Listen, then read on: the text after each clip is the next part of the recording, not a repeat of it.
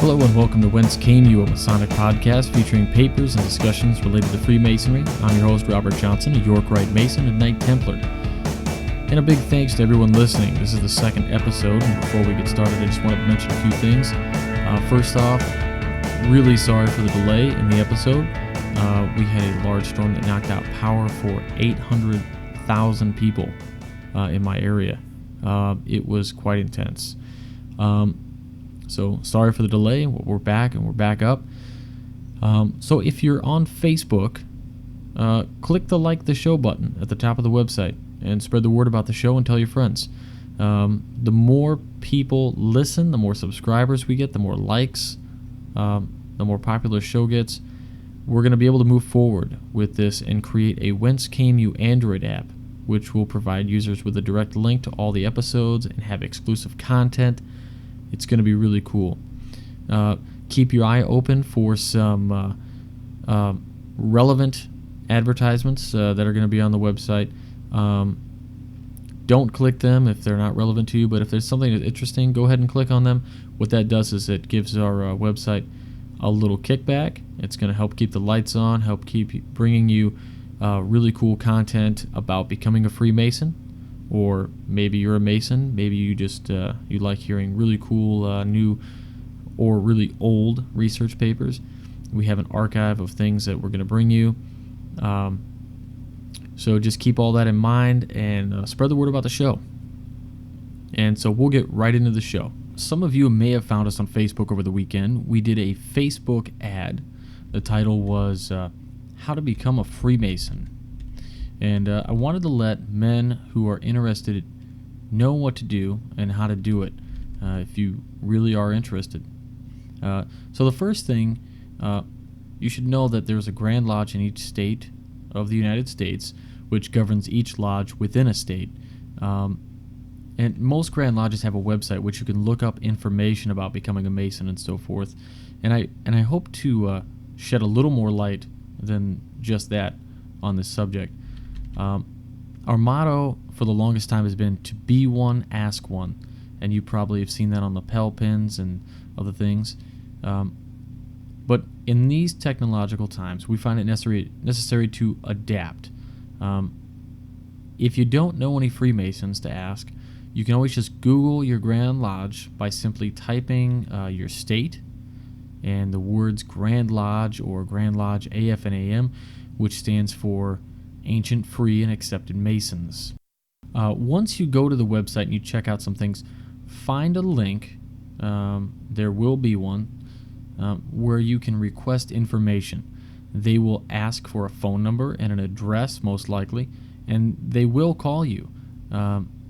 What ends up happening is the Grand Lodge of your state will most likely forward the information to a local lodge close to the address that you provided them, and they'll call you, and it will most likely be the secretary, although it could be anybody. They're not going to ask you for money or anything like that. It's kind of just a courtesy call for you and for the lodge, so that they kind of get a feel for who you are before they meet you. Usually what ends up happening is they will ask you to come down on a fellowship night to sit and talk or share a meal, and I really recommend going. Don't be in a little personal bubble. Don't be scared to go. Just be relaxed, and just know that everybody who is a Mason today has gone through something so similar, if not exactly the same thing as you, and they've done this from the beginning.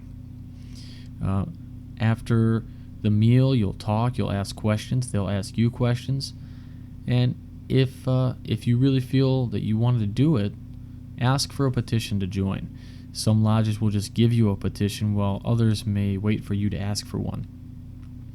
And just fill the petition out and ask the men around and in the lodge to sign your petition.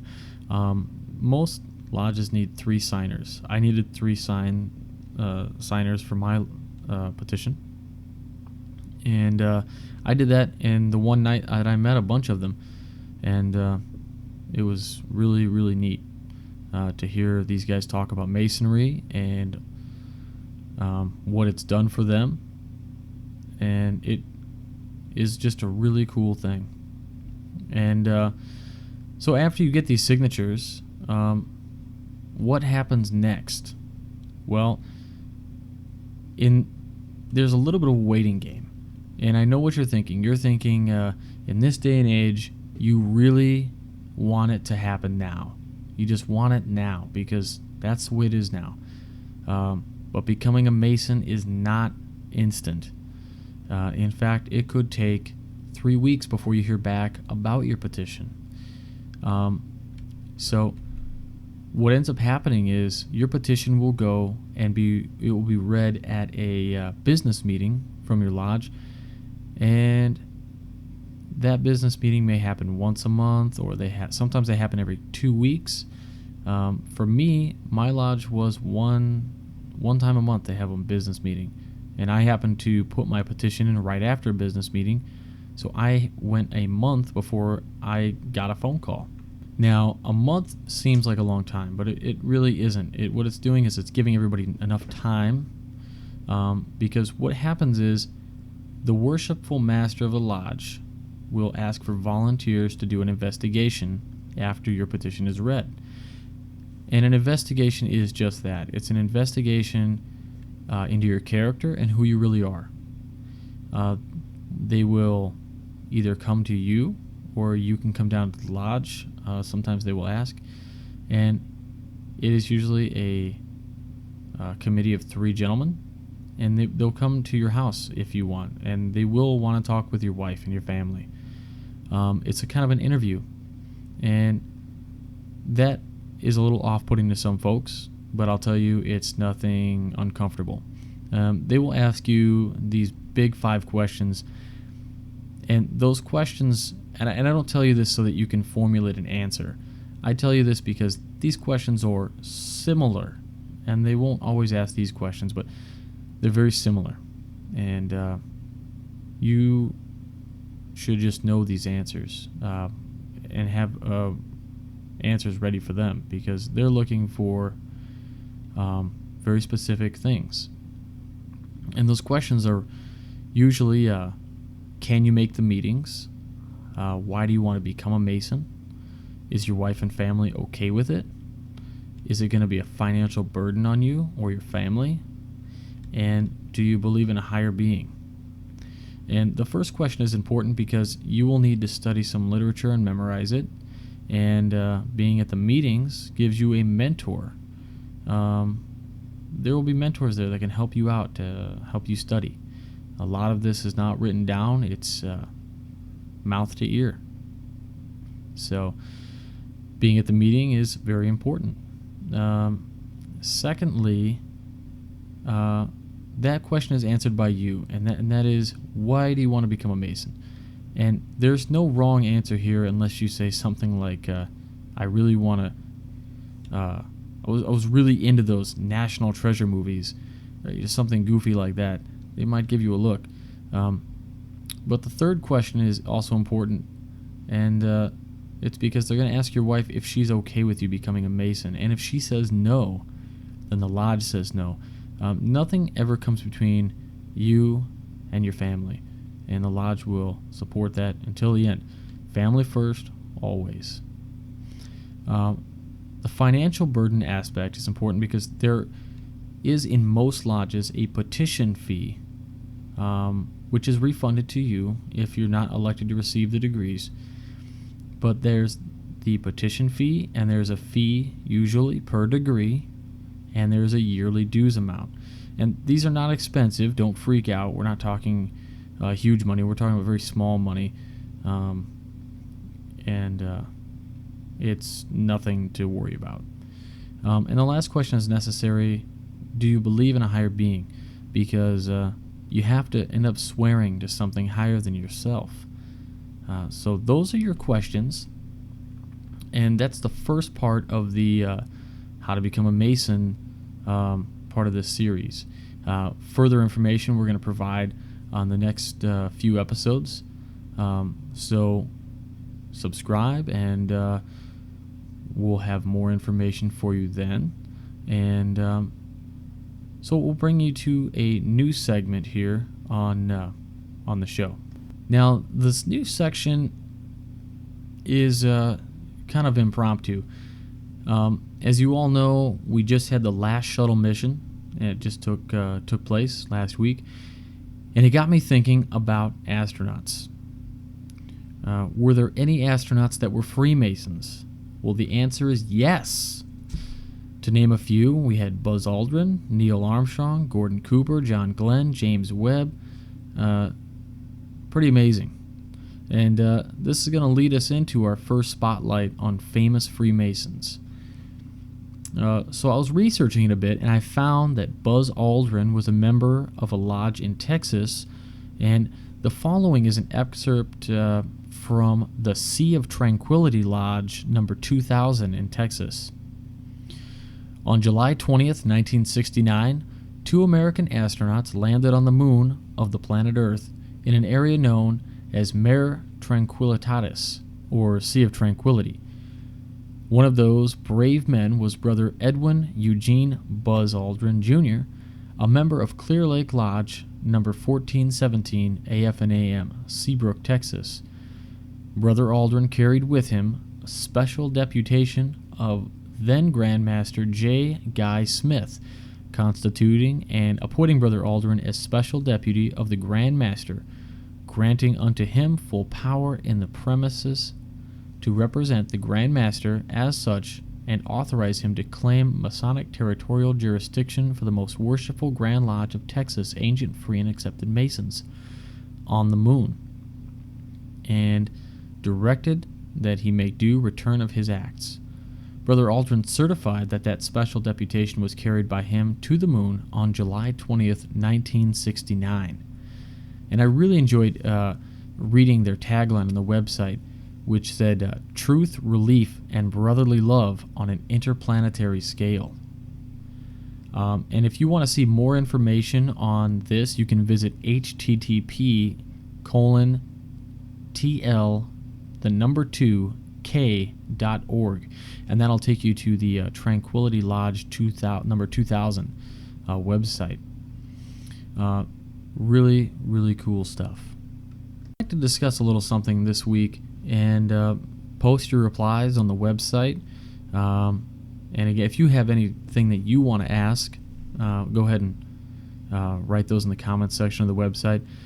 But for this, really looking for a little bit of a conversation because I'd like to know your thoughts.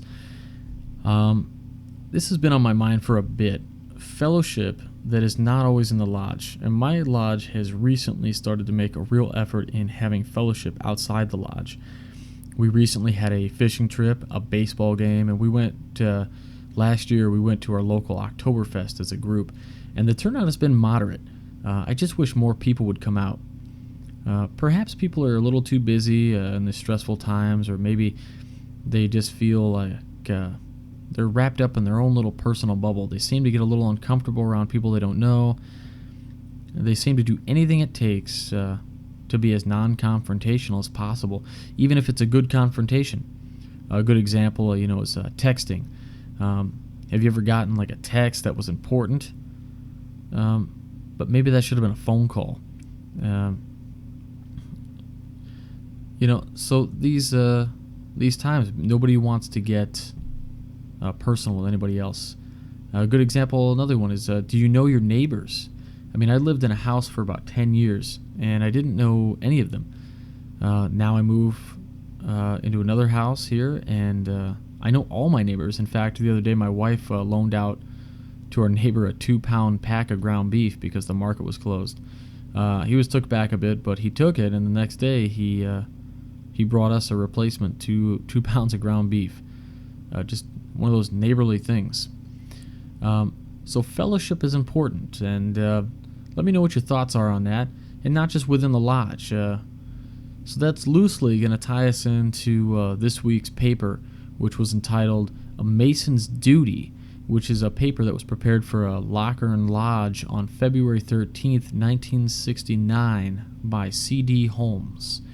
So without further ado, here's our paper for the week. A Mason's Duty by C.D. Holmes.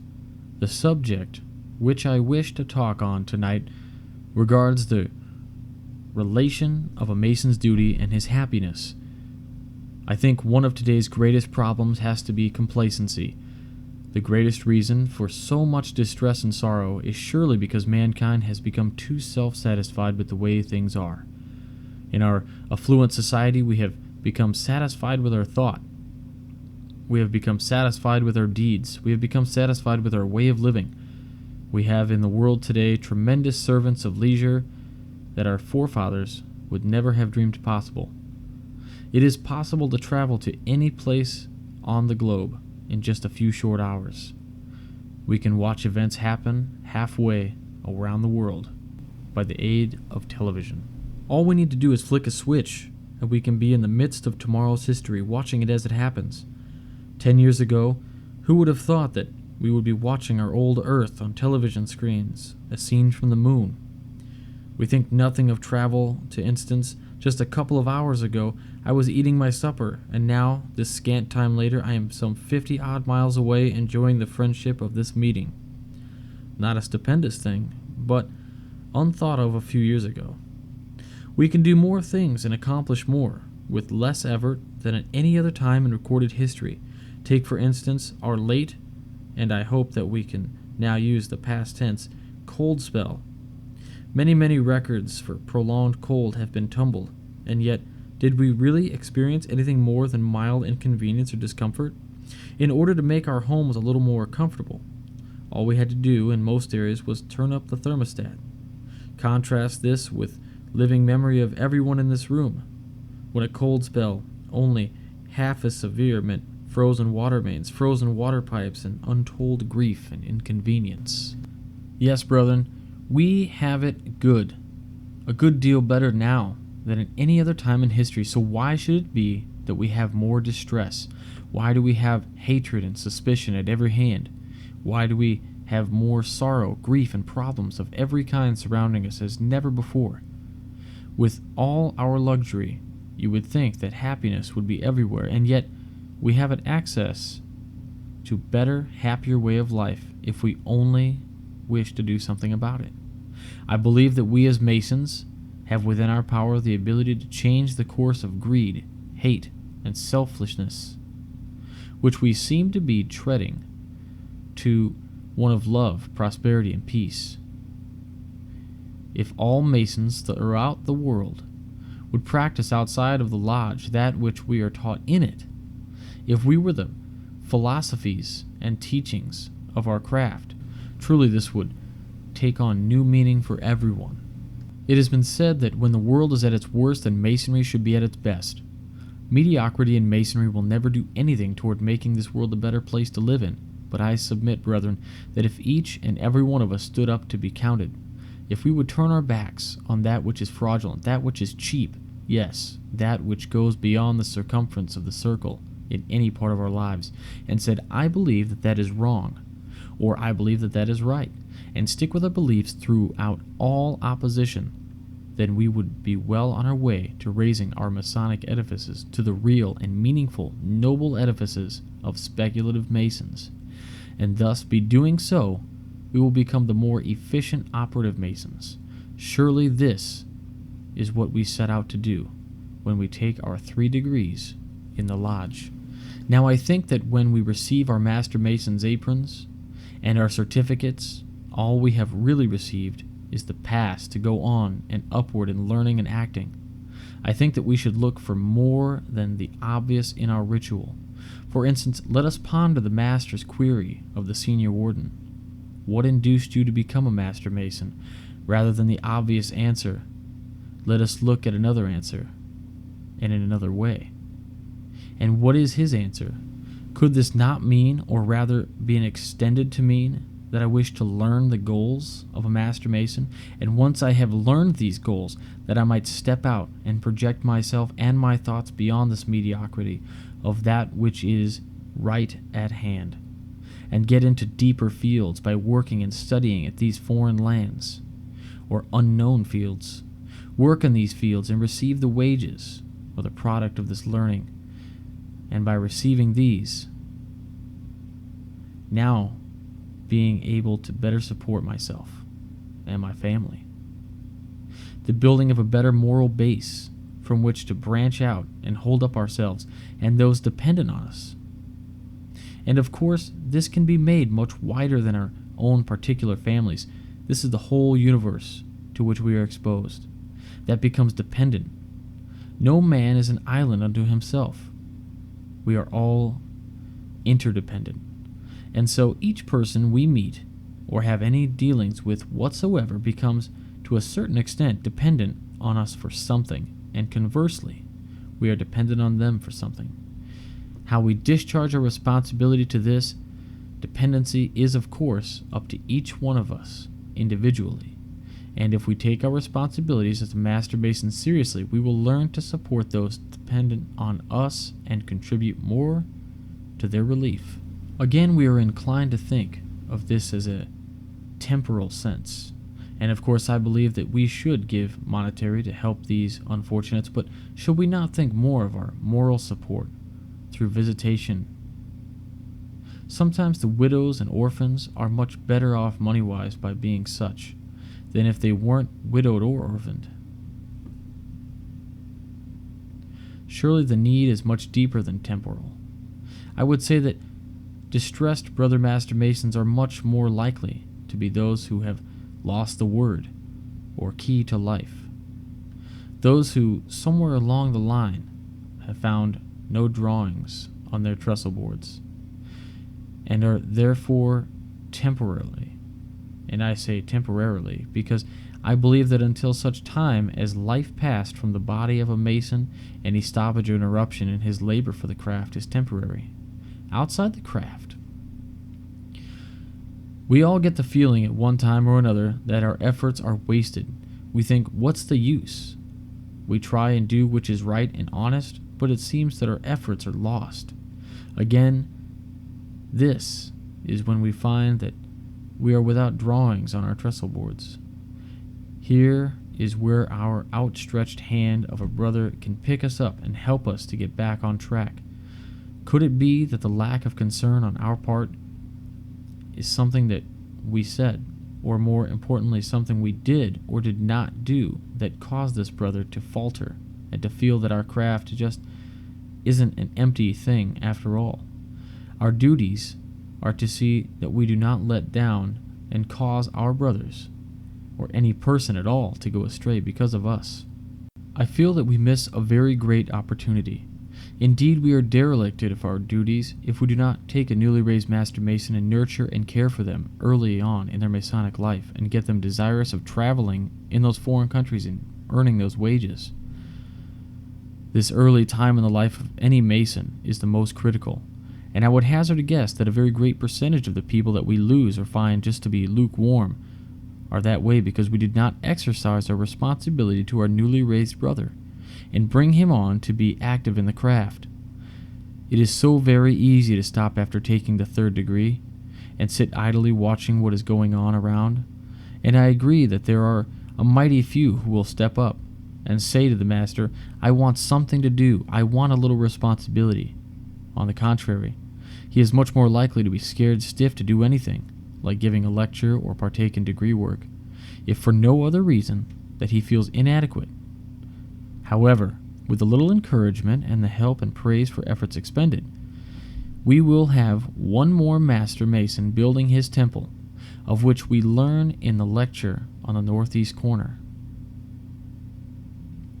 Yes, it is our duty to influence our environment, not to reflect it, and if we are not careful, we will do just the opposite. Now for a short discourse on happiness.